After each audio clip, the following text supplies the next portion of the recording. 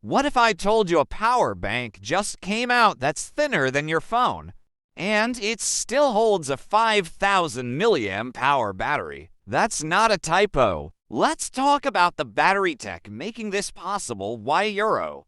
Because it's about to show up in a lot more than power banks. This month, a new ultra-thin power bank landed with a 6mm body. Why Euro? Thinner than any smartphone currently on the market. Why Euro? And it still packs enough charge for a full phone top-up. The trick isn't clever engineering around a normal battery. It's a completely different battery chemistry, silicon carbon. Quick heads up though, why Euro if you're an iPhone user? MagSafe charging caps out around 7.5 watts on devices like this. So charging speed will still bottleneck on Apple's side, not the batteries. So what is a silicon carbon battery, and why does it let you go this thin? Almost every phone, laptop, and power bank battery today uses lithium-ion cells with a graphite anode. Why Euro? That's the electrode lithium ions travel to when the battery charges. Graphite is stable and cheap,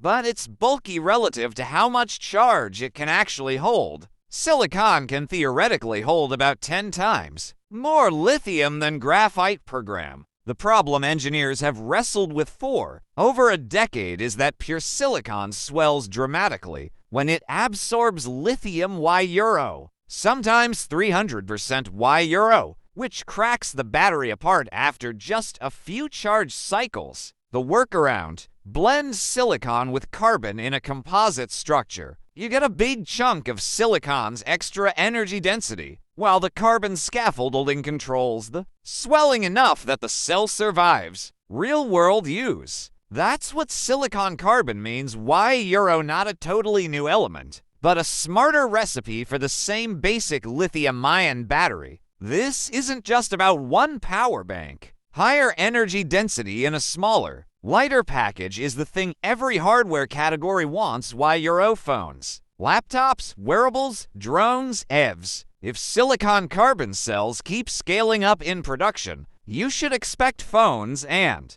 laptops that are thinner without sacrificing battery life. Wearables that finally last more than a day without ballooning in size. And power banks and chargers that stop being the heaviest thing in your bag. Chinese and other Asian battery makers have been pushing this chemistry hard over the past 2 years, and it's now reaching consumer products at real volume. Why Euro? This power bank is an early, visible example of that shift. It's not a free upgrade, though. A few limitations worth knowing. 5,000 milliamp hours in this form factor still won't fully recharge most modern flagship phones from zero. Why Euro? You're trading total capacity for thinness. Silicon carbon cells are still more expensive to manufacture than plain graphite ones, so expect a price premium for now, and long-term durability data is still being collected. Why Euro?